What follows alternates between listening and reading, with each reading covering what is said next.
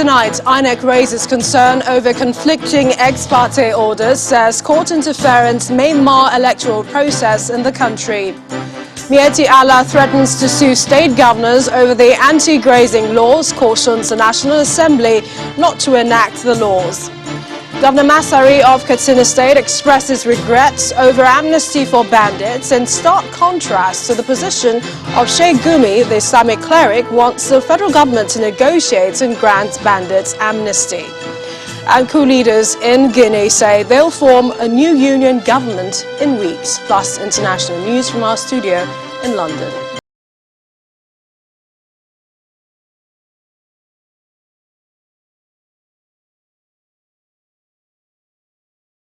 Minister of Industry, Trade and Investment inaugurates technical committee to review the Petroleum Industry Act 2021 and implication on the oil and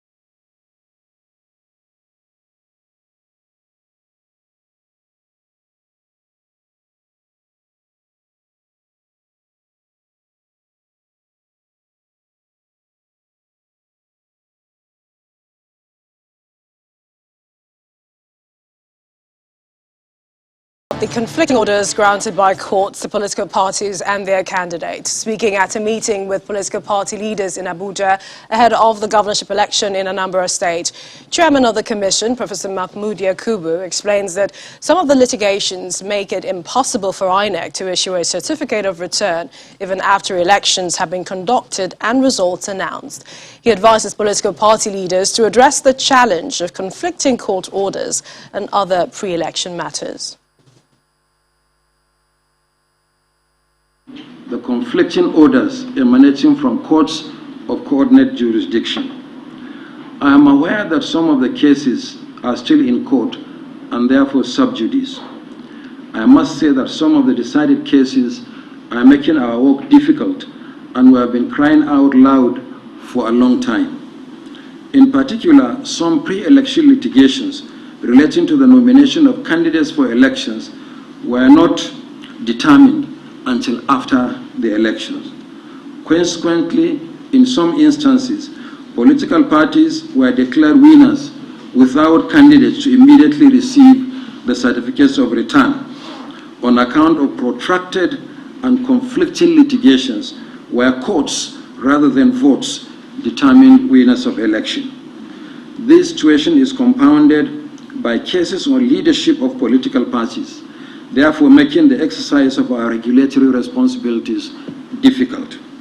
It appears that in a number of electoral cases in Nigeria today, the settled law is now unsettled, and the time-honored principle of stare decisis does not seem to matter any longer. What is most disconcerting for us is that the more INEC strives to improve the credibility and transparency of our electoral process, the more extraneous obstacles are put in our way through litigations. I want to remind you that INEC is both an umpire and a regulator. The Commission is an umpire in dealing even-handedly with political parties collectively.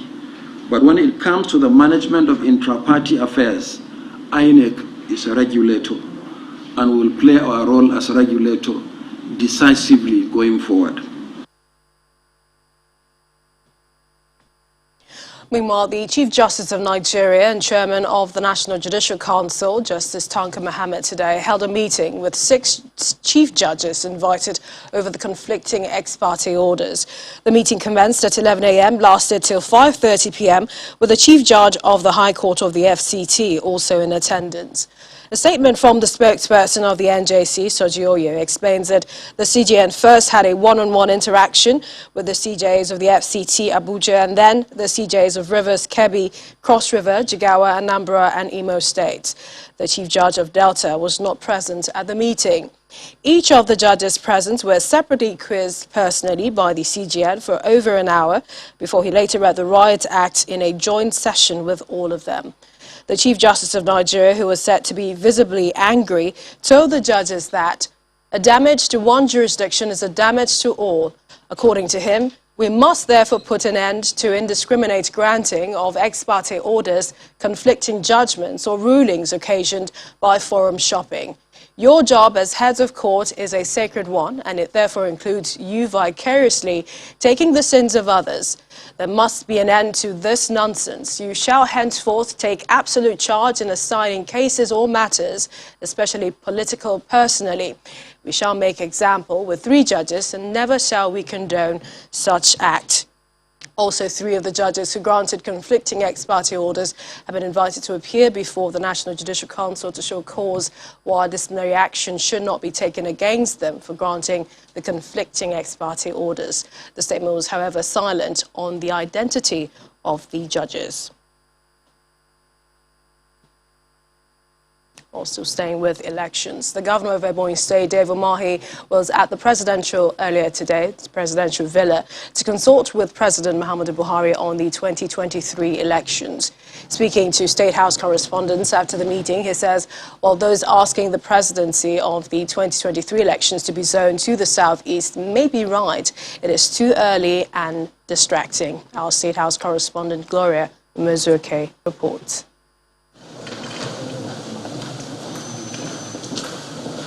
Receiving an audience, the governor of Ebonyi State, Engineer Dave Umahi, the President Muhammadu Buhari is again commended by the Southeast for the ongoing second Niger Bridge. The 2023 elections has fast become a major talking point by politicians and the citizenry alike, but the Ebonyi State governor thinks otherwise. According to him, such a topic should not emerge at this time.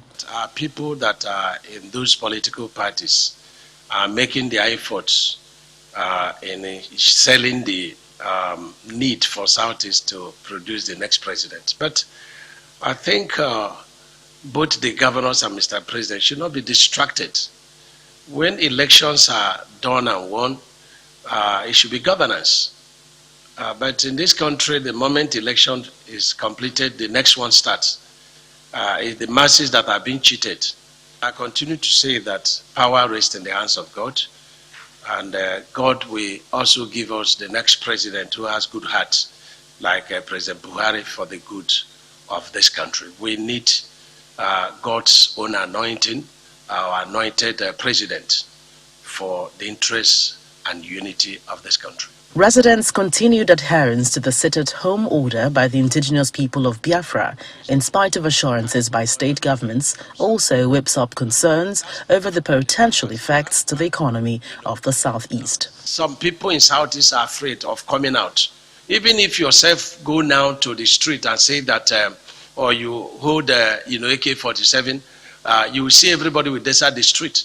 And this is the reason why it appears that in some states, there is a compliance of sit at home, even though, like you said, IPOP has said, it's suspended. But it's the worst thing that will happen to Southeast people because it will destroy the economy of Southeast. Just like 4 years ago, the President Muhammadu Buhari will revisit Ebonyi State this time around to commission over 20 projects this year. Now, beyond the infrastructural successes, there's the nagging question of security, and this is in spite of the little gains by the region's security outfit, ONIBOAGU. Now, how far will the federal government help in addressing this issue is a big question. From the presidential villa, Gloria Umahi, Channels Television News.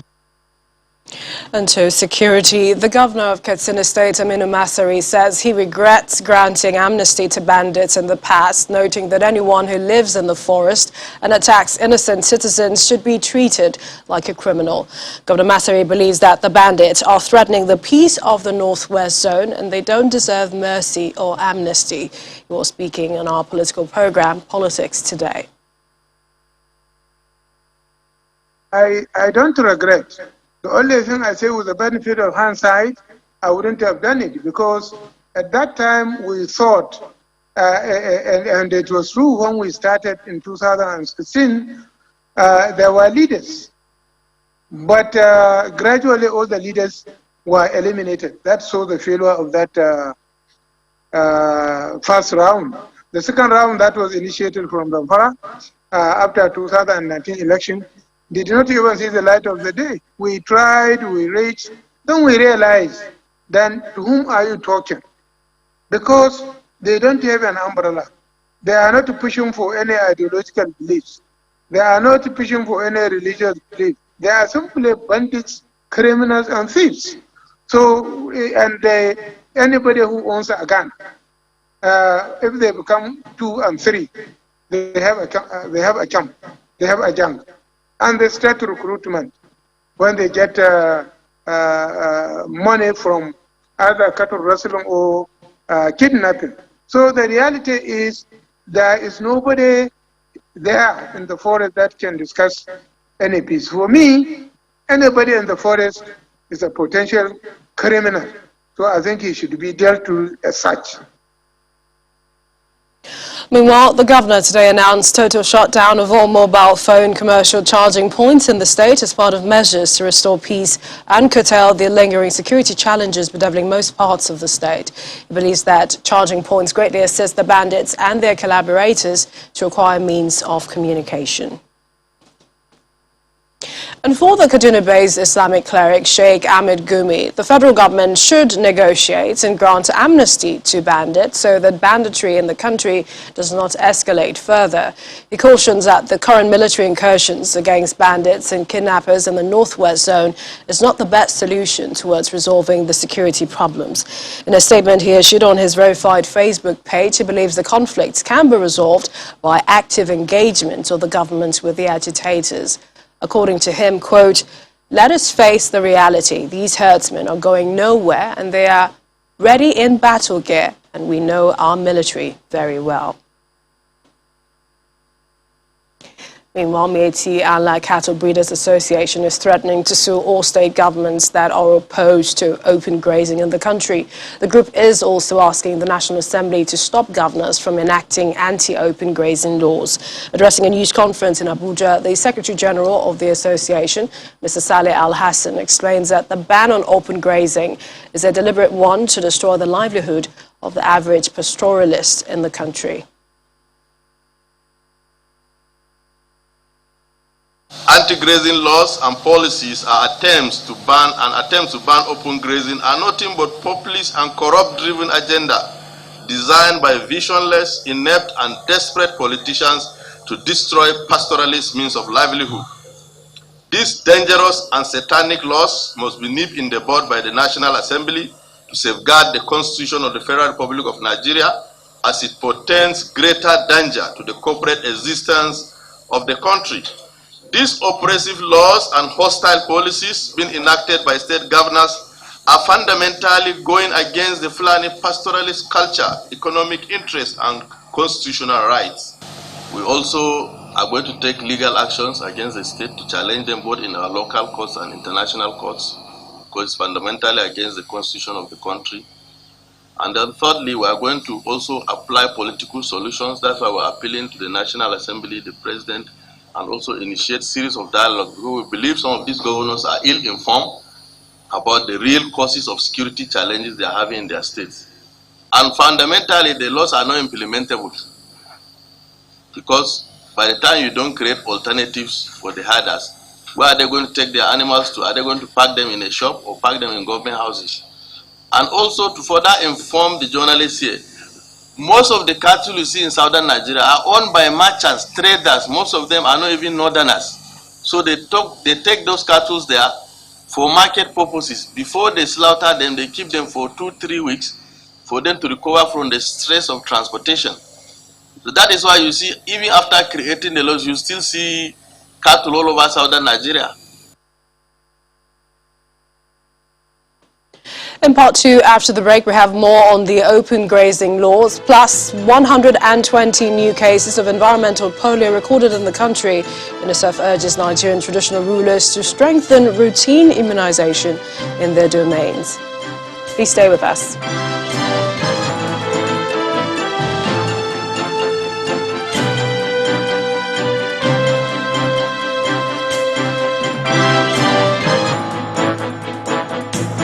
Welcome back. If you just joined us, you're watching the news at 10 live on Channels Television Lagos. A reminder of our top stories.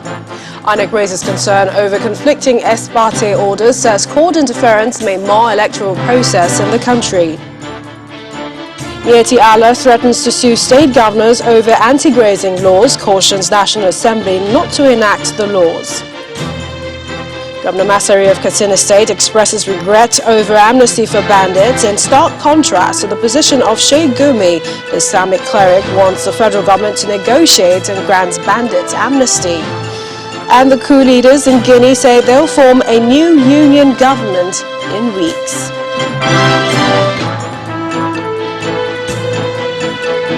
Staying with the anti-grazing law, the Lagos State House of Assembly today sent the bill on open grazing to the Committee on Agriculture after its scaled second reading. The House also read for the first and second time the state's value-added tax bill and asked the Committee on Finance, which is handling it, to report back to the House on Thursday. Speaker of the House, Right Honourable Mudashiru Obasa, describes the prohibition of open cattle grazing bill as timely and one that would ensure harmonious relationships between herders and farmers and protect the environment of the state and the southwest zone. Regarding the bill on VAT, Speaker Obasa says it would lead to increase in revenue and infrastructural development. Into security in Plateau State, 4 persons have been reportedly killed in a fresh attack at Renweku village of Miango district in Bassa local government area of Plateau State by a suspected herdsman. President of Irigwe Development Association, Mr. Robert Ashidodo, said the assailant invaded the village in the early hours of today, inflicted injuries on the victims, which led to the death of the victims, all males, mainly middle-aged. According to the Irigwe president, the situation was compounded when the mourners were attacked on their way to bury the dead, but the intervention of security agencies prevailed and they were able to bury the victims. The warring factions living in the community also accused their Irigwe neighbors of killing a herder during the weekend in spite of an ongoing peace efforts in the state. Meanwhile, police in a statement from the Plateau Command Public Relations Officer Gabriel Uba confirmed that he's aware of the unfortunate incidents at Pachudo and Renweku villages in Miango district, and more personnel have been deployed to the areas to restore peace while investigations has commenced. And 1 year after Nigeria was certified wild polio virus-free by the World Health Organization, the country is again hit by environmental polio as 120 new cases of the virus is recorded across the country. Country representative of UNICEF, Mr. Peter Hawkins, stated this at the Northern Traditional Leaders Committee meeting in Abuja as he tasked monarchs on the need to strengthen routine immunization in their domain. Meanwhile, the Executive Director of the National Primary Healthcare Development Agency, Dr. Faisal Shoaib, allays fears that the latest polio outbreak poses no threats to the country's wild polio-free status and that the government is already responding to the situation.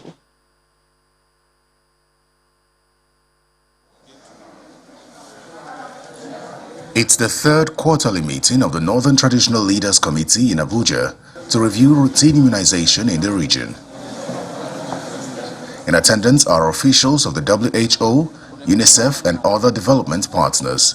Country representative of UNICEF, Mr. Peter Hawkins, underscores the importance of routine immunization as Nigeria records fresh cases of vaccine-derived polio. Polio in its various forms and its environmental polio at its fore is here with us. 120 children so far have been affected in 2021. Nigeria accounts for 70% of polio cases across the continent.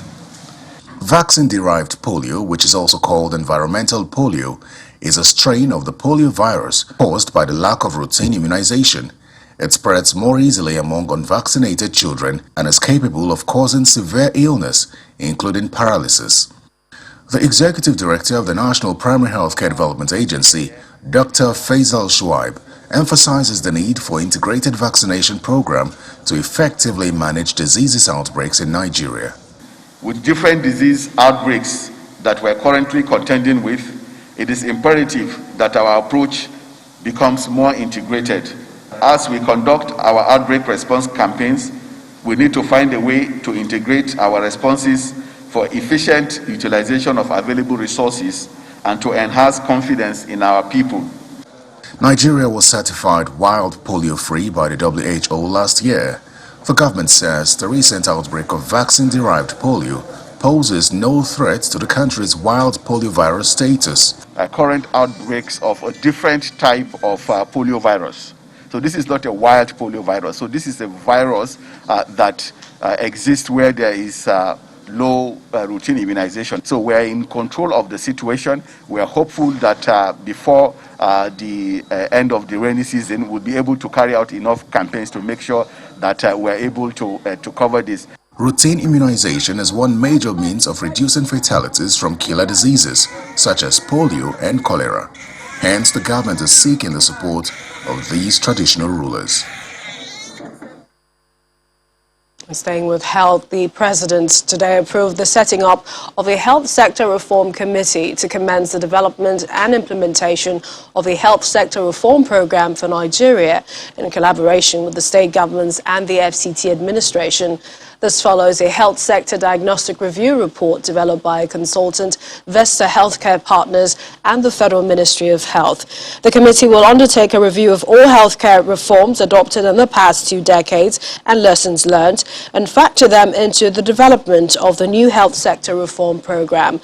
The committee, which is set up for a period of 6 months under the chairmanship of Vice President Osinbajo, has members drawn from the private, public sector healthcare management professionals, development partners, representatives from the National Assembly, as well as the Nigeria Governors Forum, among others. Vesta Healthcare Partners and Bill and Melinda Gates Foundation are to serve as resource persons and have observer roles in the committee. The COVID-19 pandemic has posed a global economic challenge affecting all human interactions due to lockdowns in many countries of the world. This has resulted in temporary disruptions to market development initiatives. President Muhammadu Buhari made this known today during the 47th African Insurance Organization Conference and Annual General Assembly. The president says Nigeria is making efforts to check the spread with ongoing tests and vaccinations. It's the General Assembly of the African Insurance Organization, and this has attracted key players of the sector across the continent to deliberate on rebuilding the African economy. President of the African Insurance Organization, Delphine Traore, welcomes the guest. On behalf of the Executive Committee and members of the AIO, I wish to heartily welcome you all to this 47th Conference and Annual General Assembly of our cherished Pan-African Insurance Organization. The Minister of Finance, who joined the conference virtually, also encourages participants to let the focus of the gathering impact the continent as they open deliberations.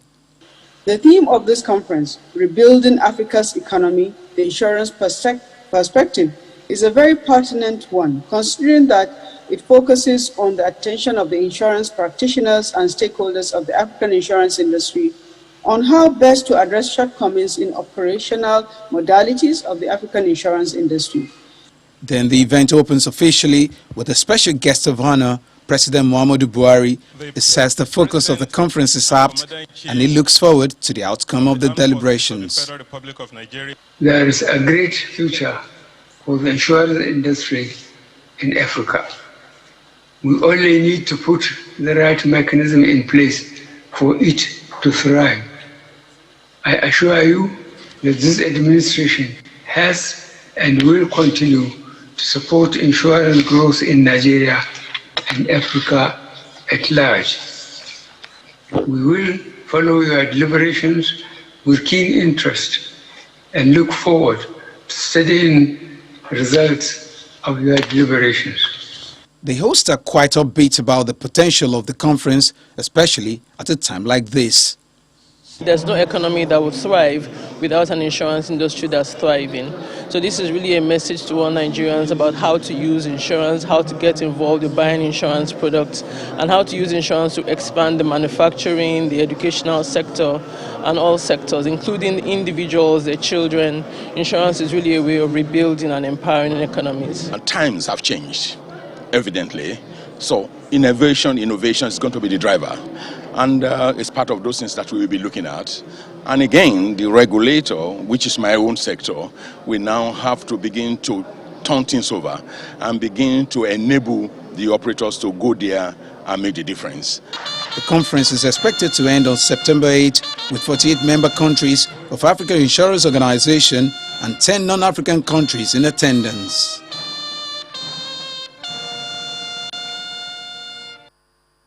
When the news at 10 returns, Kaduna State Governor Nasir El-Rufai says it would be dangerous to lower the bar for students of the North seeking entry into tertiary institutions. We have more stories from Abuja studios. Please join us again.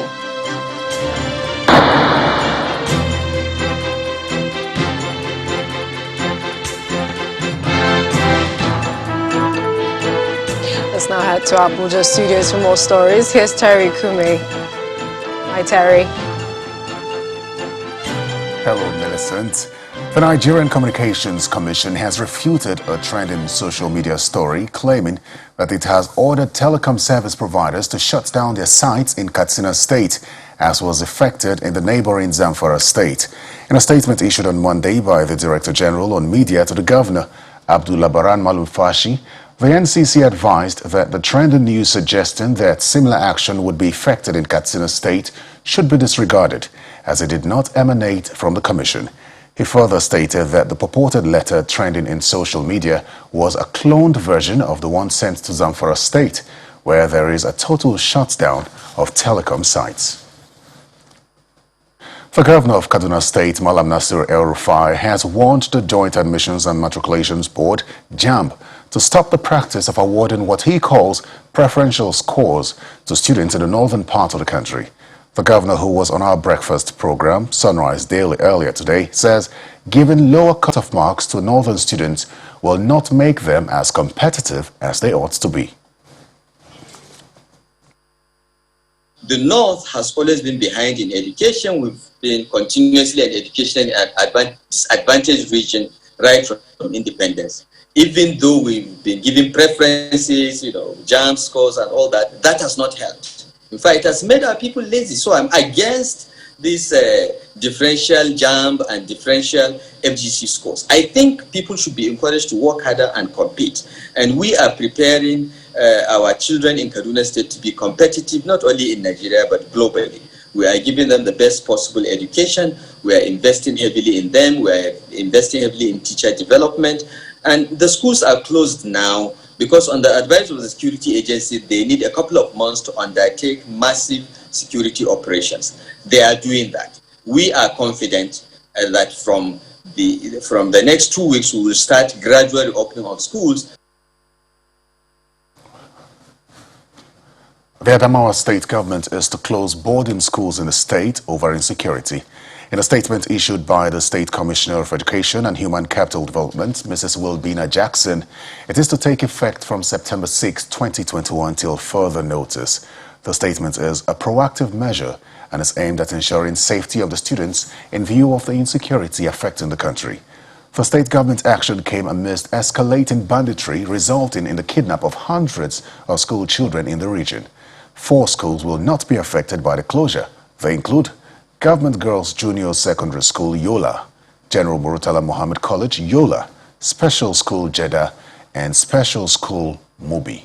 The remaining 30 schools will therefore be deboarded with effect from today, the 6th of September 2021, and are to operate as day schools henceforth. Now, following the Federal High Court in Port Harcourt's refusal of an application by the Federal Inland Revenue Service seeking to stop the Rivers State government from collecting value-added tax, Governor Nyesom Wike has directed the State Revenue Service to ensure the immediate full implementation of the court's judgment. In a statewide broadcast, Governor Wike says the action of the state to seek judicial interpretation of tax laws and the eventual enabling law recently signed by the government is to contribute to fiscal federalism and reduce the over-reliance on federal allocation. The Rivers State government and the Federal Inland Revenue Service have been locked in a legal tussle over the right to collect certain taxes, especially the value-added tax and personal income tax.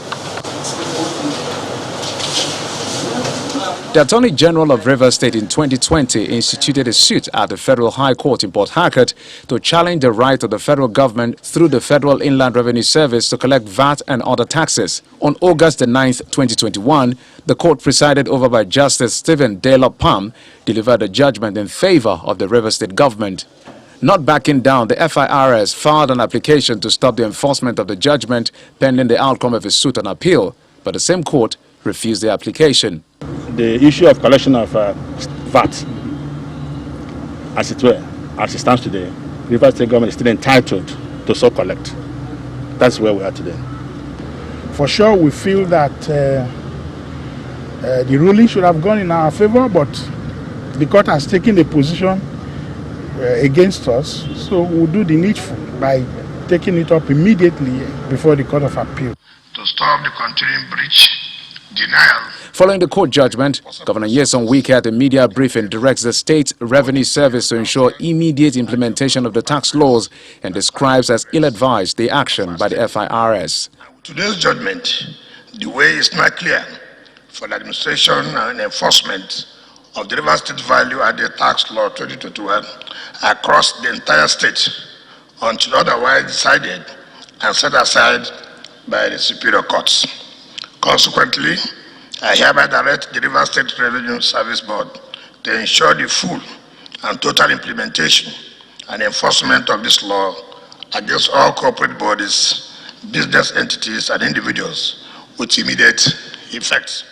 The governor explores the opportunity to address residents on the ravaging COVID-19 infections while justifying his decision to demolish shanties in the state to curb insecurity. I therefore appeal to all residents to help protect yourself, your loved ones, and the rest of the citizens by getting your vaccination at the designated health centers in the state. Finally, we will not rest until we clear the state of all shanties wherever they are located and restore sanity to our environment and achieve a better sense of comfort and security for everyone. The Rivers State government says it is determined to protect the interest of the state through every constitutional means. And that's all from the nation's capital. Back to Lagos with Millicent. Thank you, Terry. And still ahead on the news at 10, new union government to be formed in weeks, assures leader of the coup in Guinea, which ousted former President Alpha Conde. Plus more international news from around the world in 5. Please stay with us.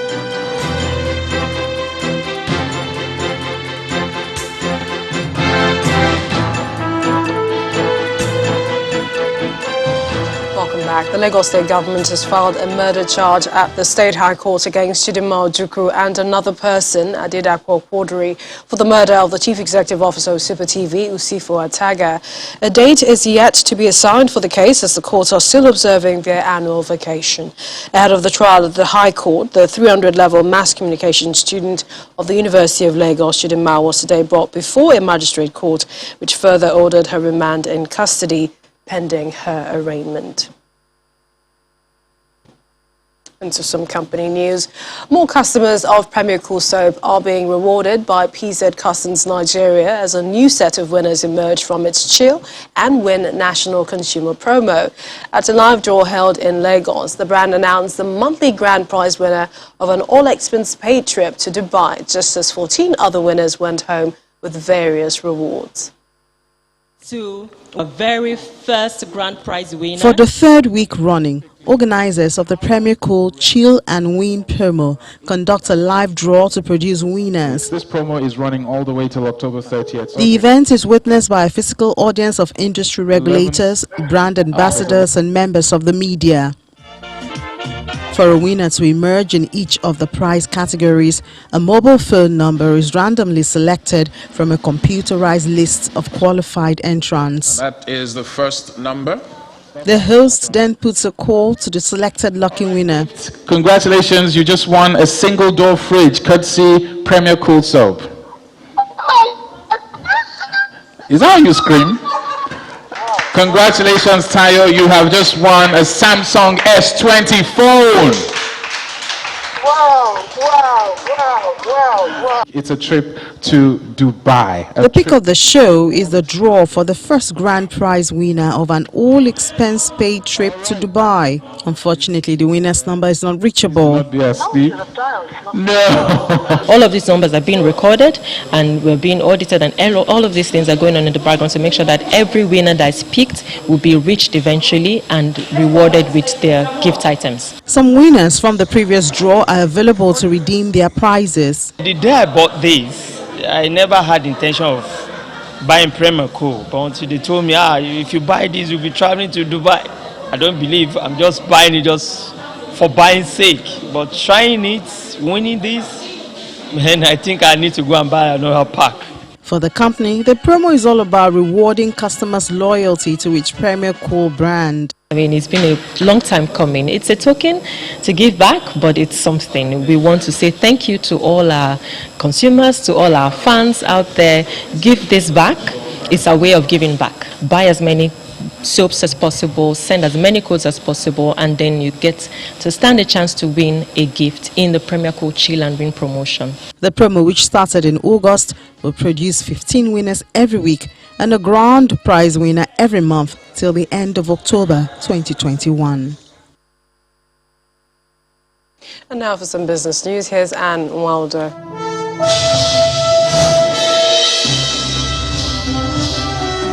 Thank you, Millicent. Hello and welcome to Business News.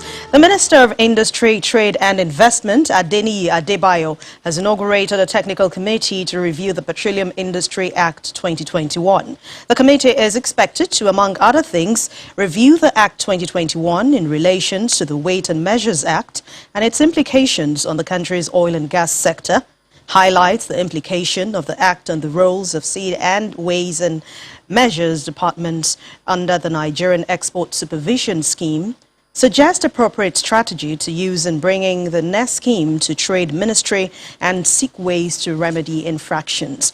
The minister also emphasized the need by the ministry to leverage on the window provided by the review of the Act to enable it play a more significant role under the scheme in line with its mandate.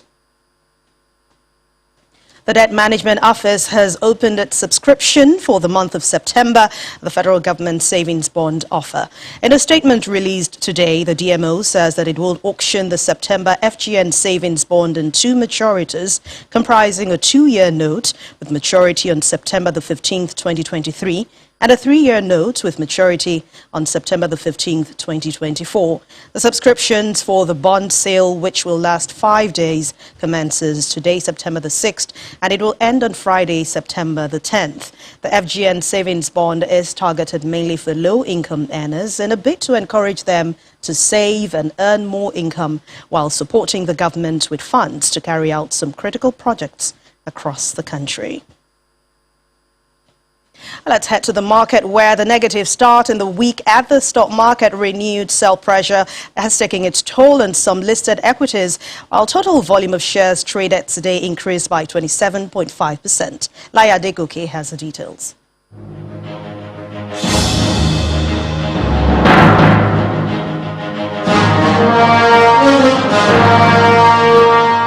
Hello and welcome to the Stock Market Report. Investor sentiment for equities remained downbeat into the second week of September as they took advantage of the marginal gain recorded on Friday. Well, about 4 billion naira is knocked off from the total value of the nation's stock market today after a fresh round of profit-taking on consumer goods components such as GlaxoSmithKline, Dangote Sugar and flour mills, as well as 12 other losers, pulled the all-share index back by the same margin posted at the close of last week. However, despite the negative close on the market's main indicator, the sectoral performance of listed equities ended Monday's trading session mostly in the green, with gains recorded by 19 equities led by Linkage Assurance, while total volume and deals carried out were positive for the day. A new week has just begun, so let's keep our expectations high for a rebound in the coming session. That's it on the Stock Market Report. I'm Layo Adegoke.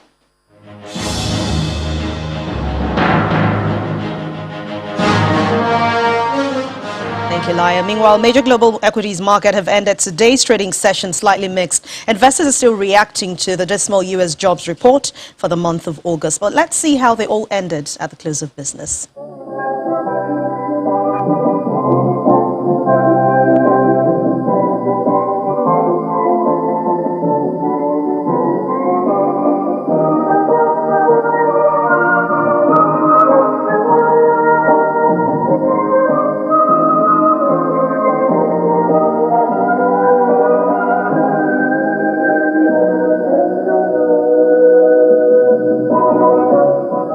That's business news tonight. Thank you for watching. I'm NWAGHODOH. It's back to you, Millicent. Thanks, Anne. Guinea's Junta leader, Colonel Mamadi Doumbouya, says a new union government would be formed in weeks, hours after he and other soldiers helped topple the government of President Alpha Conde. Here's Simon Pusi with more in international news and around the world in 5. Good morning and welcome to the Channel Studios here in London with your international news around the world in 5. The Taliban have claimed victory over opposition forces in the last holdout province of Panjshir, completing their takeover of Afghanistan 3 weeks after capturing Kabul. However, a spokesman for the National Resistance Front of Afghanistan denied that the province had fallen. If Taliban control is confirmed, it would be the first time the valley has fallen since the start of Afghanistan's 4 decades of conflict. The Taliban spokesman also told the media that the group is expected to announce their new government any day now, and that all important decisions have already been made. 2 leading opposition figures who challenged Belarus's presidential polls have been jailed for trying to threaten national security and seize power. Protest organizer Maria Kolesnikova was jailed for 11 years, while lawyer Maxim Znak received 10 years. They joined an opposition coordination council after Alexander Lukashenko claimed victory. Prosecutors accused the council of trying to stage a coup. Both Kolesnikova and Znak denied the charges against them and denounced the trial as a sham. Their lawyers said they would appeal against the verdict. A 3-year-old boy who went missing in the Australian bush 4 days ago has been found safe after a search. Anthony Elfalak was spotted by police helicopters drinking water from a creek on his family's property in rural New South Wales. The boy, who has autism and doesn't speak, had been last seen at the house on Friday. Local media showed scenes of family members cheering and rejoicing when they heard the news. Israeli authorities have launched a massive manhunt after 6 Palestinian prisoners escaped from one of the country's most secure jails overnight. The men are believed to have dug a tunnel from their cell over several months that led to a road outside the prison's walls. Officials were alerted by farmers who noticed them running through fields. A local paper reported that 5 of the 6 prisoners were serving life sentences in connection with deadly attacks against Israelis. Colombian police have seized $37 million worth of cocaine in the coastal city of Buenaventura in central Colombia. A little over 2 tons of drugs were found amongst 400 sacks of mineral fertilizer that were on their way to Mexico. Colombian authorities have confiscated more than 6.9 tons of cocaine in the port of Buenaventura this year. Colombia is the world's biggest producer of cocaine ahead of Peru and Bolivia. The 3rd son of the former Libyan leader Muammar Gaddafi has been released from jail in the capital Tripoli, where he had been held since 2014. Saad Gaddafi was the commander of Libya's special forces. He fled to Niger when his father was overthrown and killed in 2011, but was extradited back to Libya. The former professional footballer was accused of crimes committed against protesters in 2011 and of killing a Libyan football coach in 2005. He was acquitted of the murder in April 2018. Israeli twin girls who were born conjoined at the back of their heads can now make eye contact for the first time after undergoing a rare separation surgery. The 12-hour operation took months of preparation and included the scalp grafts for both girls. Dozens of experts from Israel and abroad were involved. The girls, who have not been named, are said to be recovering well. It is the first time such an operation, which has only been conducted 20 times worldwide, has been performed in Israel. And finally, the first bull running fiesta has been held in Spain since the start of the pandemic. 10 bulls charged through the streets in pursuit of hundreds of runners. Nobody was injured during the first run in this village of 1,700 inhabitants, which is 65 kilometers south of Madrid. In order to comply with health restrictions, up to 900 runners are allowed to race against the bulls each day during the festival. And that's your international news around the world in 5. Now back to the Channel studios in Lagos. The final batch of Team Nigeria's contingent to the Tokyo Paralympics are back in the country from Japan. All the athletes, mainly the para table tennis players and the coaching crew, arrived in Lagos this afternoon and were welcomed by their fans and supporters.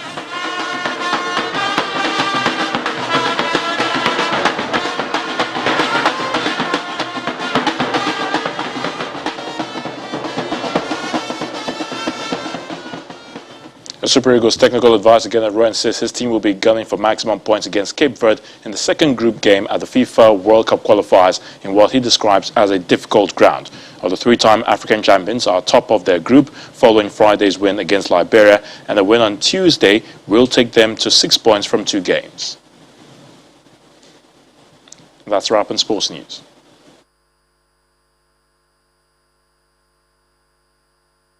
And the main news again. INEC today raised concern over conflicting ex parte orders, said court interference may mar electoral process in the country. Also today, the President approved the setting up of a health sector reform committee to commence development and implementation of health reform program for Nigeria. Today as well, the President appointed a new Director General for the Nigeria Center for Disease Control, Dr. Ifedayo Morayo Adetifa. And that's news at 10 tonight. Thank you for watching. I'm Millicent Walker. Have a good night. Stay safe.